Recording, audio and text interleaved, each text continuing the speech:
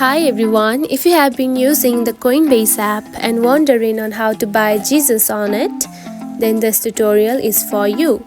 In today's video, I'm going to show you how to buy Jesus coin on the Coinbase app. So let's dive right in. First of all, find the Coinbase app on your home screen. Now open it.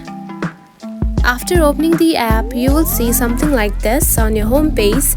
Now tap onto the search bar and type Jesus coin just like this and search for it.